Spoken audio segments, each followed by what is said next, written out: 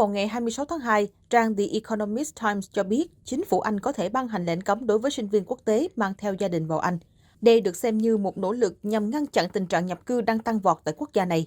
Theo đó, các sinh viên quốc tế sẽ không thể đưa gia đình như vợ chồng, con cái nhập cảnh nước Anh bằng hộ chiếu sinh viên của mình, trừ khi họ học những bằng cấp có giá trị cao như thạc sĩ, tiến sĩ. Trao đổi với Báo Thanh Niên về vấn đề này, ông Mark Garnier, đặc phái viên thương mại của Thủ tướng Anh cho rằng đây không hẳn là một ý kiến hay. I think the UK government, there has been talk in the past potentially that there will be a cap on foreign students coming in. I think we recognise that it's not necessarily a very good idea. I think there are interesting comments about the relationship or access for British students to British universities, but I think that's not necessarily the right argument to be having. I think the sense I get is that there won't be a cap on the number of foreign students coming to British universities. Personally, I think it's a very good thing that we get that collaboration going. I think we learn as much from Vietnamese students coming to the UK as Vietnamese students learn being at UK universities. It enriches our culture, and I've always felt this. So I think there are, we left the European Union because we want to be global traders, global players.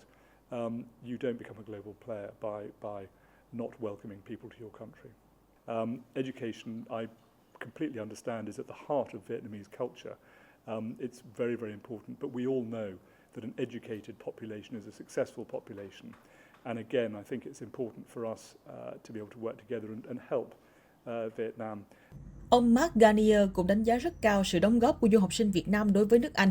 Ông cũng cho biết nước Anh rất mong muốn sinh viên quốc tế đến học, khi trở về sẽ mang theo cảm tình đối với đất nước này. We recognise that when people return home, they take with them a fondness, a love of the country where they had their education. And that, for us, is very, very important. We want people to go out to the world with a very strong affection to the UK.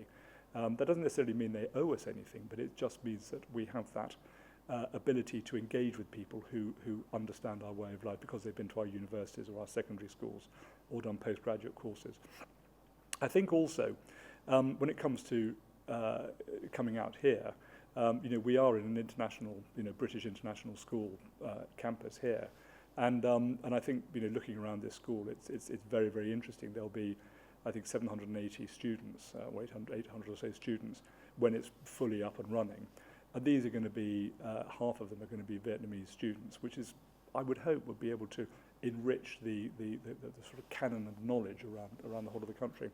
But you also talked about professional skills. Professional skills are very, very important as well.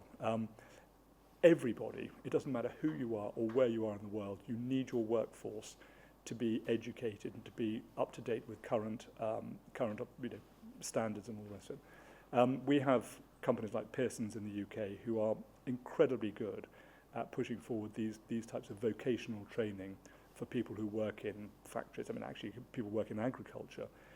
Something as basic as agriculture, which has been around for 5,000 years, there's still modern thinking to come through. And it's all of that type of stuff. I think education is the core to every relationship in terms of that collaboration, and everybody can work together in order to build on our global knowledge about how to do things. Theo thống kê Bộ Giáo dục Anh cuối năm 2021, mỗi năm có khoảng 3.800 học sinh sinh viên Việt Nam đăng ký nhập học và hiện có tổng số 12.000 sinh viên Việt Nam tại Vương quốc Anh. Vương quốc Anh hiện xếp thứ tư sau Úc, Mỹ, Canada trong 10 nước có nhiều du học sinh Việt Nam nhất.